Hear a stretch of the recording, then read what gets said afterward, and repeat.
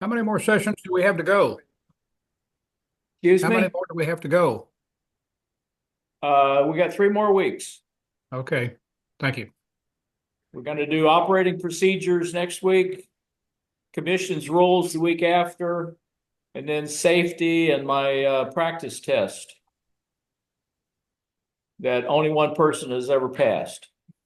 Oh, And he got a perfect score on his actual test. yeah.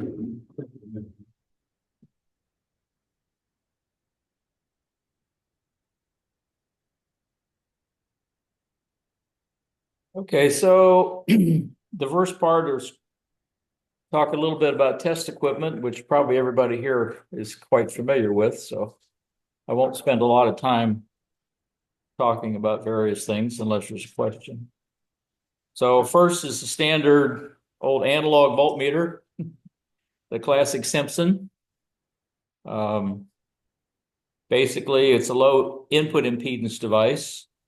It's not extremely accurate, but it will display varying values, so you can use it for tuning and things like that, where you're trying to optimize some voltage, which is very hard to do with a digital voltmeter. Here's the modern Simpson, which actually costs about the same as the other one.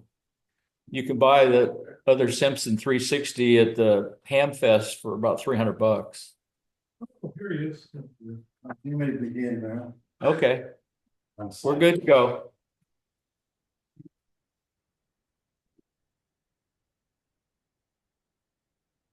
The basic difference with the digital meters is they have much higher input impedance, so there's less loading and they're more precise. But if you get a very variable reading, it's very hard to read. You can see all eights. So what's an advantage of a digital voltmeter compared to an analog voltmeter?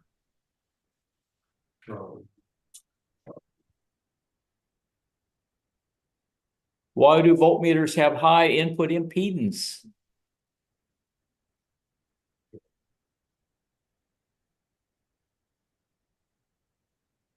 When is an analog meter preferred to a digital meter?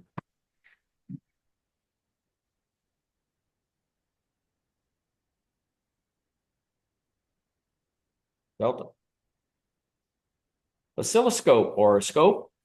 It's basically used to display and measure complex waveforms. It displays amplitude versus time in most cases. You can actually hook it up to display two amplitudes on X and Y and get the Lissajous patterns. They have vertical and horizontal channels. Usually, at least nowadays, most scopes are at least dual vertical with a single horizontal. It also will have a triggering input, either internal, sometimes they have an external input, and you can use different triggering selections depending on the type of waveform you're trying to synchronize on the screen. There's an old standby, used to have one of those. Probably works just fine. Yeah, actually, I have one of those in my storage unit, but you do? I did. Oh, I got a couple Tektronix ones that you could have. I mean, for real. Not anymore. Oh, okay. You'd have to fix them though, Oh, because I got it off eBay. So I had to buy a second one for the power supply that didn't work in the first one. It's a matter of swapping the parts. And it was harder than I thought. So what item of test equipment contains horizontal and vertical channel amplifiers? oh, So, which of the following is an advantage of an oscilloscope versus a digital voltmeter? yeah. Of course, nowadays, modern digital oscilloscopes do multimeter functions too. you can look at a RF envelope pattern by connecting up the output of your transmitter or transceiver through an attenuator so you don't wipe out the input. And on the horizontal, you can kind of see the modulation frequency. Although if it's single sideband, it's kind of hard to see anything because you can't sync it. And you can look at the keying waveform for CW and see those nice rounded edges if your keyer is doing it properly. Here's a more modern scope showing the different things. This one doesn't have all the other math stuff that some of them do. Where the one I have will do Fourier transforms and all kinds of, I square C and SPI, all that kind of stuff. What? That scope was displaying all that stuff with absolutely nothing to look for.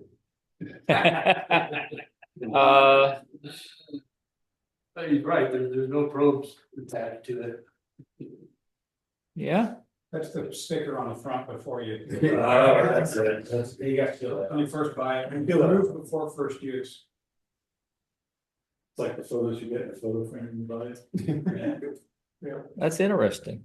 It's probably got input in the back or something. You can put there. But it might just be an overlay for sales purposes. Which of the following is the best instrument to use when checking the keying waveform of a CW transmitter? Awful. Would you do that with just a single trace capture? You want to set a trigger for a single sweep? When you key it, you see the rise time and it would freeze it. Yeah, Because if you have it on free run, it's gonna happen and disappear.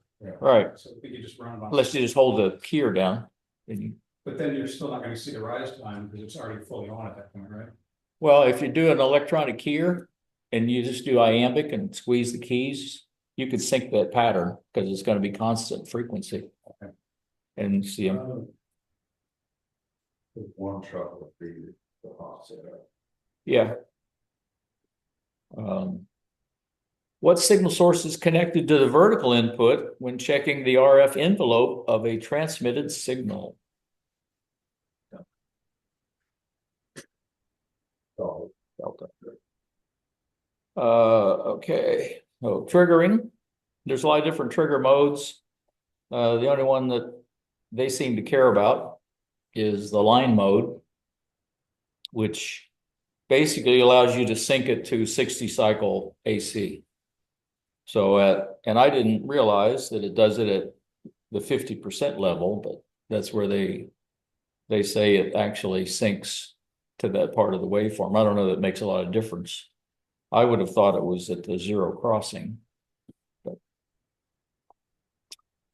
But it allows you to sync up things that are multiples of AC line frequency, like power supply. So you're going to see any AC ripple in it, you're going to be able to trigger on that. Which trigger mode is most effective when using an oscilloscope to measure a linear power supply's output ripple? disgusting. Diego. It's a test of your short-term memory.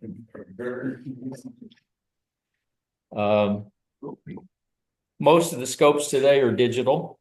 Have a lot of advantage. One downside is because it's kind of like in an SDR radio, you're basically using analog to digital converters. So you can have aliasing depending on the sample rate. And as you change the time base on the digital scope, it changes the sample rate. So if your sample rate is too low for the waveform you're looking at, you can get aliasing and it'll appear to be a different or usually much lower frequency than it really is. Which of the following limits the highest frequency signal that can be accurately displayed on a digital oscilloscope?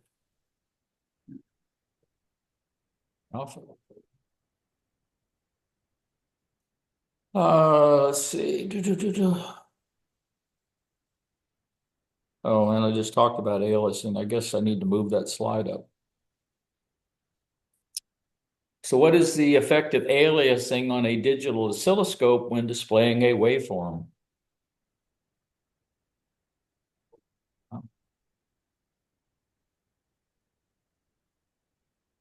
Ground connections are very important, particularly at higher frequencies.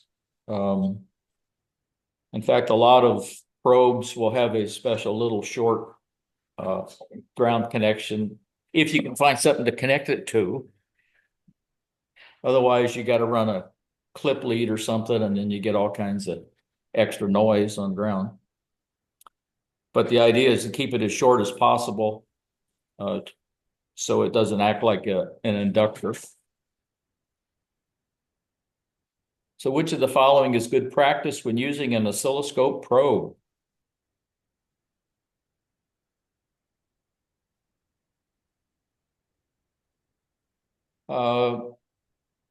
I don't know why they say good quality. I've never seen an oscilloscope probe that didn't have an adjustment. Unless it was strictly a 1-to-1 probe. If it's a 10-to-1 probe, it's usually 10 megohm input into the scope's 1 megohm input. So that's why you do the 10-to-1 adjustment on the capacitor to compensate. And the idea is to try to get a perfectly flat top square wave. And most oscilloscopes have a little calibration doohickey you could connect the probe to. It puts out a square wave, usually like a kilohertz and maybe 1 volt, I think. And this kind of shows if it's underdamped or overdamped or a perfect square wave. So you get the little screwdriver that came with the probe, which you always lose, and you try to adjust it to get that nice waveform. How is compensation of an oscilloscope probe performed?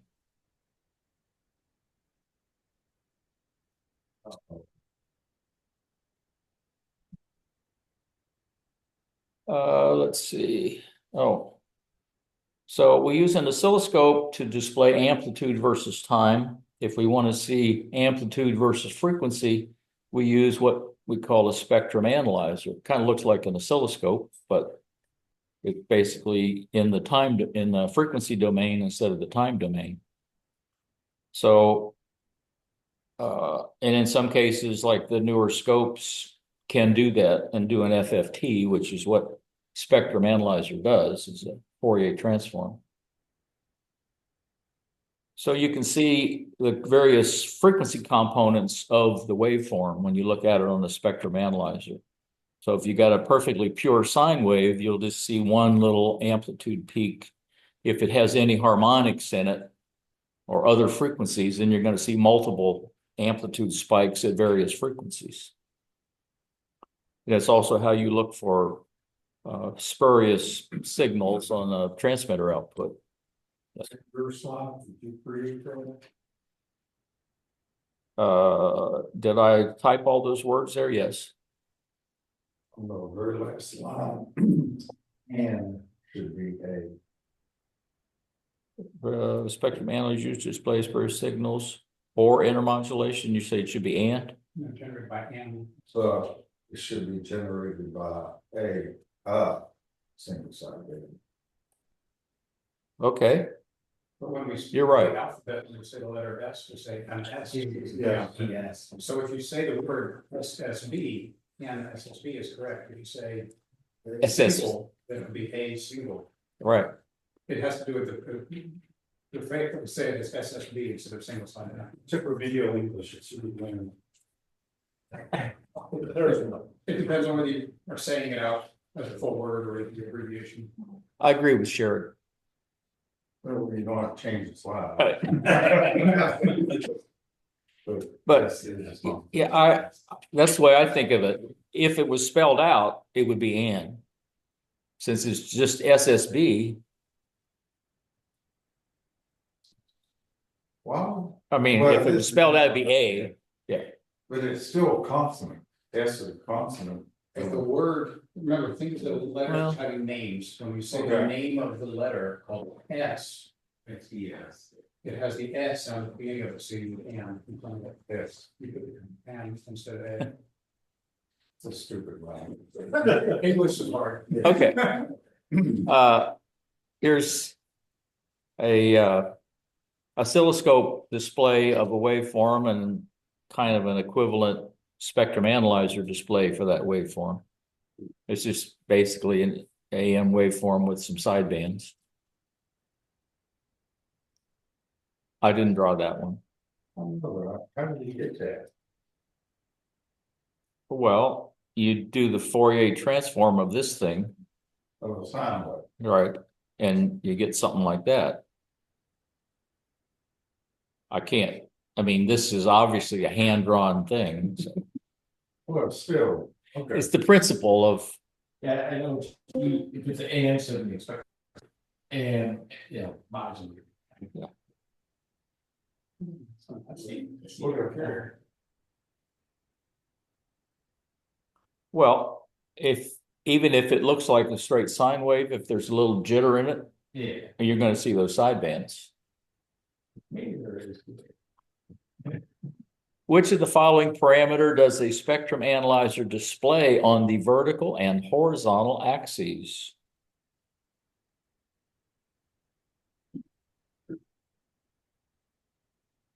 Bravo. Which of the following test instruments is used to display spurious signals and or intermodulation distortion products generated by an SSB transmitter? Or anything else, really. Oh, this is. Problem. Antenna analyzers can measure SWR. They can measure impedance of a coax. They can give you a cable loss measurement. In some cases, they can measure the length of the cable if you know the velocity factor. And basically you connect it up to your feed line and antenna. You don't need your transmitter because it has an internal signal generator. And it uses that, sends out that signal and either looks for reflections or pass through, depending on what you're trying to measure. I also create a Smith. Yes, some of them will do a Smith chart. Is yours actually an antenna analyzer or a vector network analyzer? It's not a VNA, Oh, okay. it's a rig expert. Oh. Okay. I have a picture of one of those. And, Expensive. Well, Yeah. more so than the Chinese things, but Yeah. they're color displays and they're big and you can read them. You can display them on your computer. Okay. You can also use it as a low power RF signal generator. If you're doing something like testing a receiver and you want a very low level signal, you can use your VNA or antenna analyzer as a source.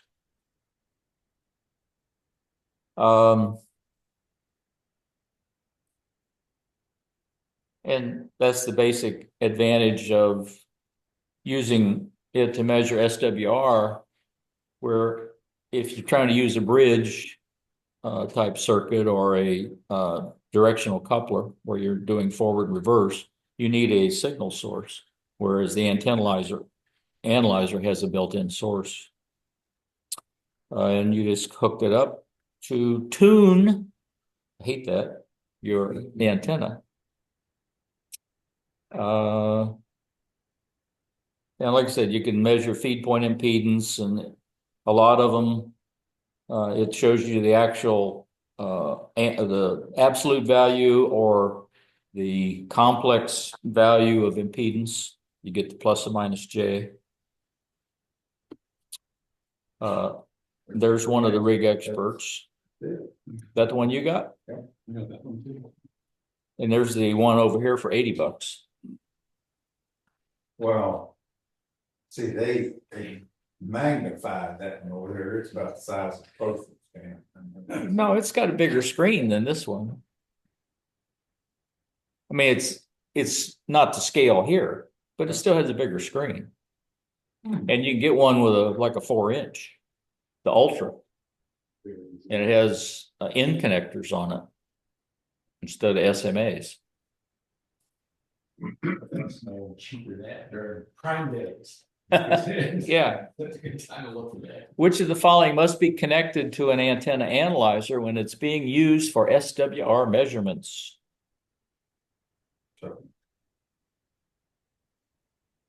Which of the following can be measured with an antenna analyzer?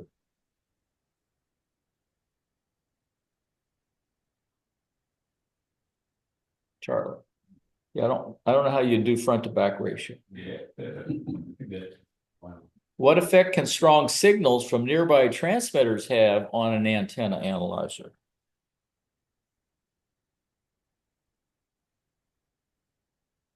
That's about it, too.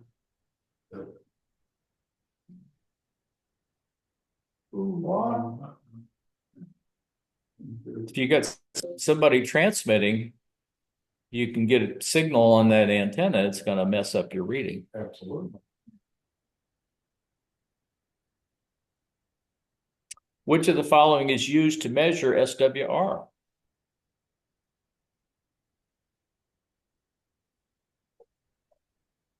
All the above.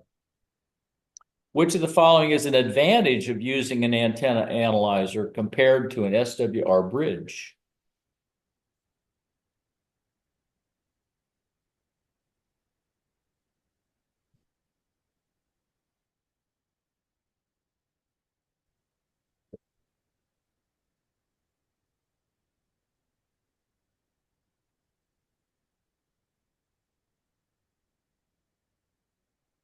Not the greatest question in the world, but I didn't write it. Which of the following can be measured with an antenna analyzer?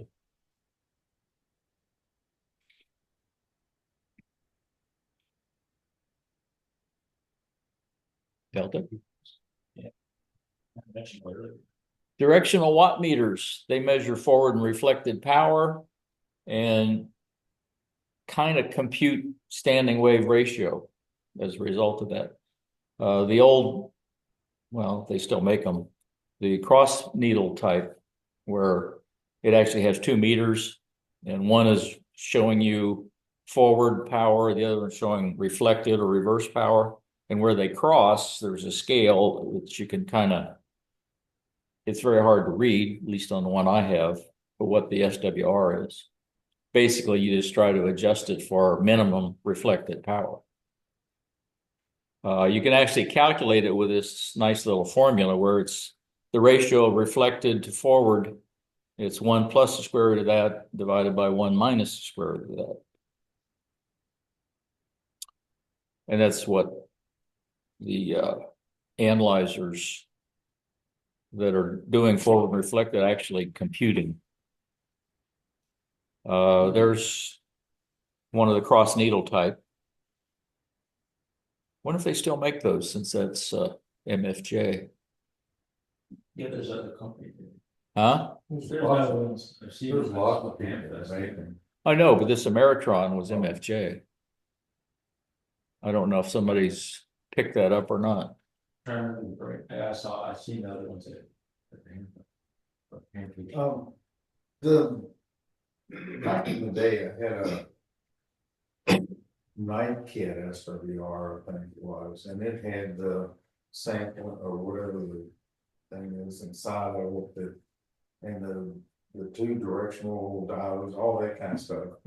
And you flip the switch Right. for set, and you do that and all that. And then when you flip the SWR, what does that calculation?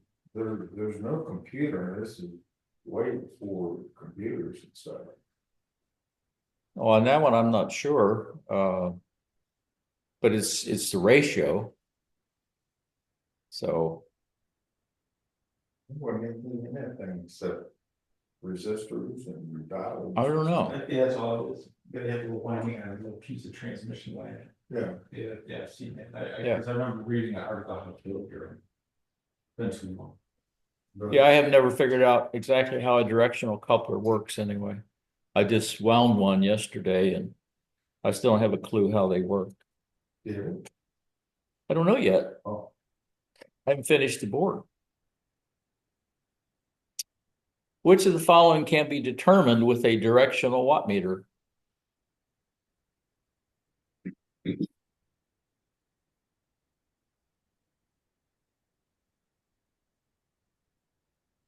It's harder with a bird because there you only get one or the other.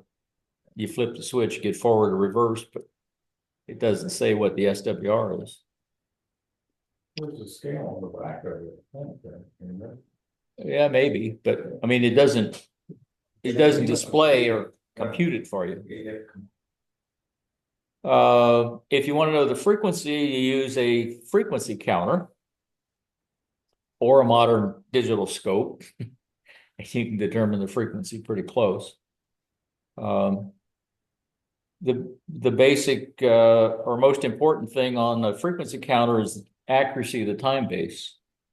And in most cases, they're like 1 part per million, which still is not that great if you're measuring, a 2 meter signal. I mean, you're off 100 plus or minus 150 hertz, something like that. Who cares, right? If you're trying to measure signals above the normal range of the frequency counter, you need to use prescaler. Sometimes they'll have that built in where you can switch it. Sometimes you have to have an external box that like divides by 10 before you get there. There's I don't know, just one I found, little, obviously Chinese frequency counter box. What's the purpose of using a prescaler with a frequency counter?